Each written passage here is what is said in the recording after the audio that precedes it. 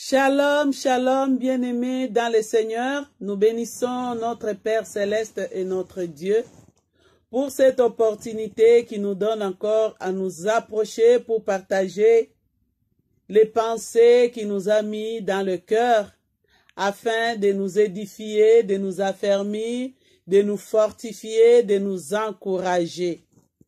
Nous sommes encore pendant cette période de confinement. Une période que le Seigneur nous donne selon les Écritures dans sa parole, dans Romains 8 au verset 28.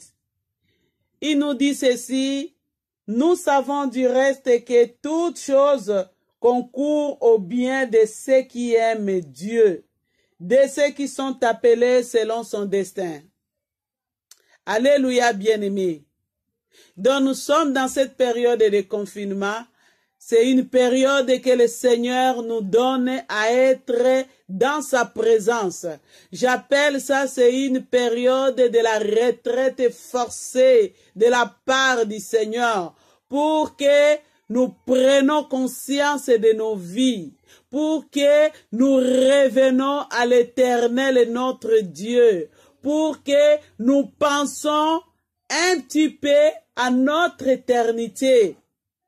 Parce que pendant un bon moment dans nos assemblées, nous étions tellement distraits, nous étions tellement agités, nous étions tellement loin de l'Éternel, mais l'amour de l'Éternel et notre Dieu nous ramène à revenir à lui pendant ce moment de confinement.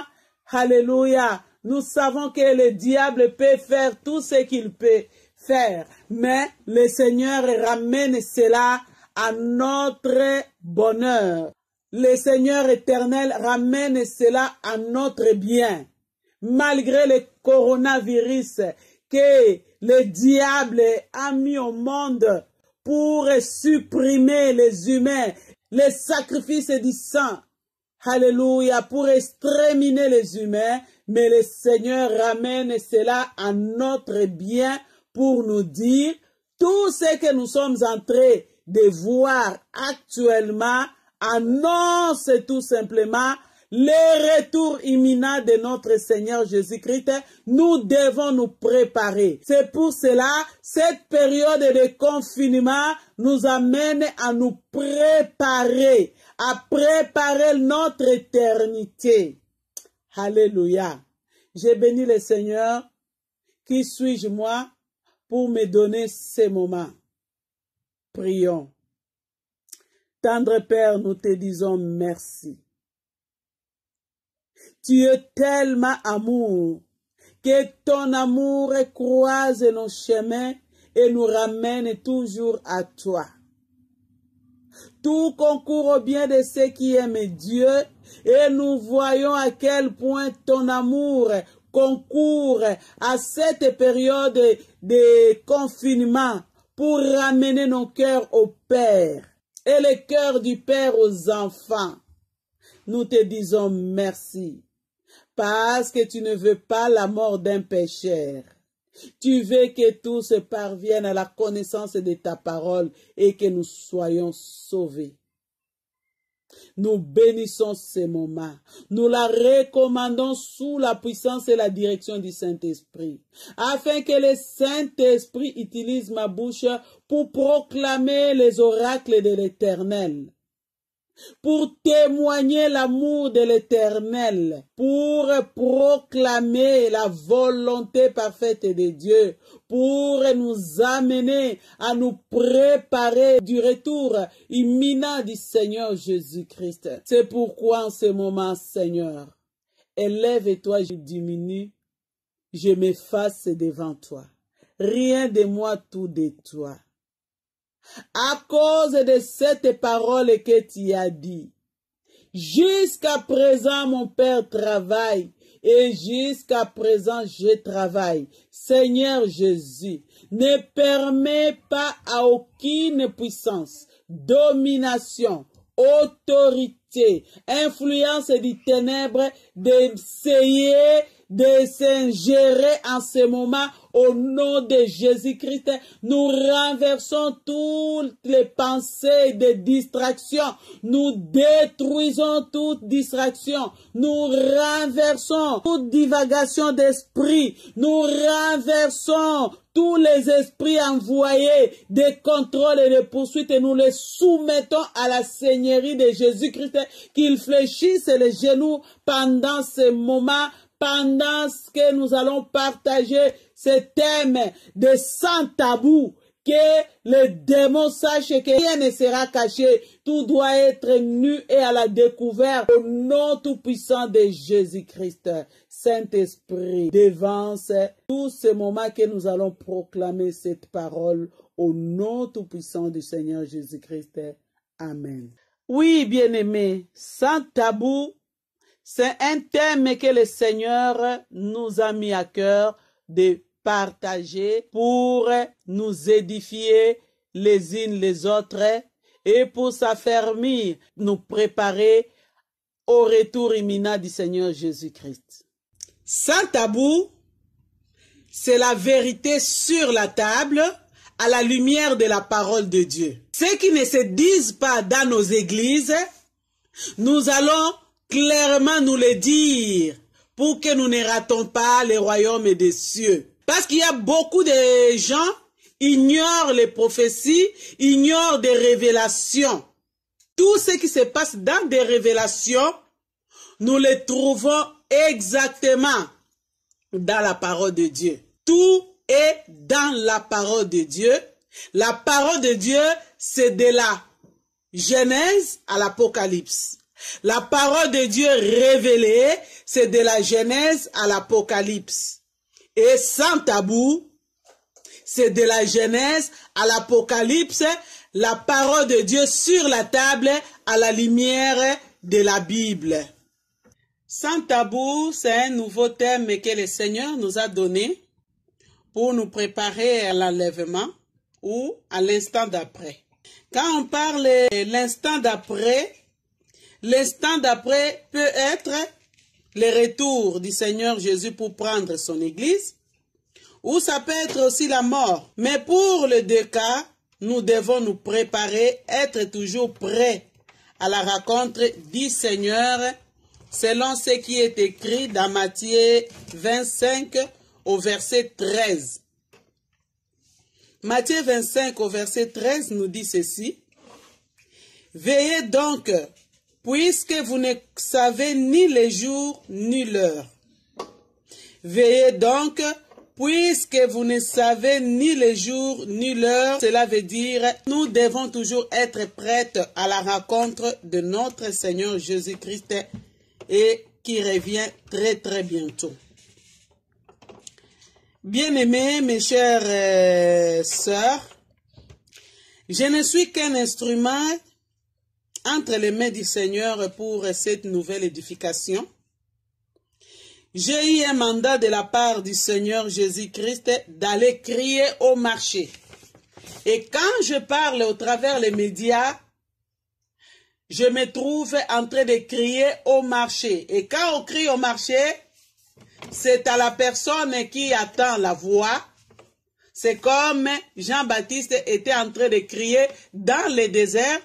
Mais moi, le Seigneur m'ordonne, je ne suis pas dans le désert. Je suis au milieu des gens, au travers les médias. Je suis en train de crier au marché.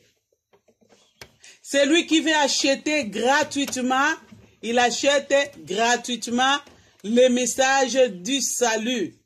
Alléluia. Pendant ce moment, nous ici en Belgique, nous sommes dans le déconfinement. Mais malgré cela, tu ne trouves personne dehors. Donc tout le monde reste chez soi. C'est comme si il y a la peur d'être dehors. Comme tu es dans ta maison, tu cliques et tu me vois, ne me zappe pas. C'est ça? On dit zapper. Zapper, c'est quoi? C'est passer à côté. Oui. Ne me zappe pas parce que j'ai un message du salut, sans tabou, ça va être des exhortations, beaucoup d'exhortations qui m'a été recommandées par le Seigneur, des choses qui ne se parlent pas souvent dans les églises. Nous allons plus nous édifier, nous exhorter dans beaucoup de choses qui ne se parlent pas à l'église. Parce que le Seigneur nous recommande de veiller donc, puisque nous ne savons ni le jour ni l'heure de son retour, ou nous ne savons ni le jour ni l'heure de la mort. C'est la raison pour laquelle nous devons veiller. Et le Sans Tabou va nous aider à veiller et à prier. Le Sans Tabou, c'est pour nous dire la vérité, rien que la vérité. De la pureté ou de l'authenticité de la parole de Dieu. Sans tabou, c'est avoir de la connaissance de la parole pure de Dieu. Notre problème actuel, c'est le manque de la connaissance de la parole de Dieu. Ou soit le rejet de la parole de Dieu. Soit l'ignorance de la parole de Dieu. Ce qui fait que Osée 4, verset 6 nous dit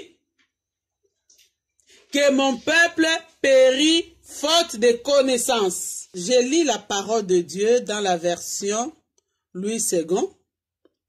Mon peuple est détruit parce qu'il lui manque la connaissance. Puisque tu as rejeté la connaissance, je te rejetterai et tu seras dépouillé de mon sacerdoce. Puisque tu as oublié la loi de ton Dieu, j'oublierai aussi tes enfants. Alléluia. Que le Seigneur nous aide avec cette nouvelle édification sans tabou. Nous allons parcourir quelques thèmes que le Seigneur m'a donnés. Le Seigneur m'a recommandé plus de parler aux femmes, parce qu'il m'avait dit la femme ne peut pas prendre l'autorité sur l'homme.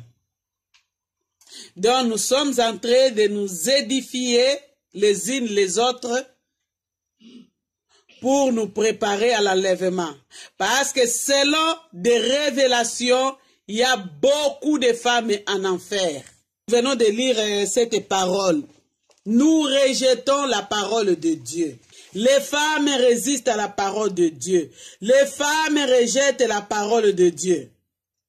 Ce qui est très dangereux pour nous. Écoutez bien cette parole, nous la lisons encore. Puisque tu as rejeté la connaissance, bien-aimée ma sœur, ne rejette pas la connaissance.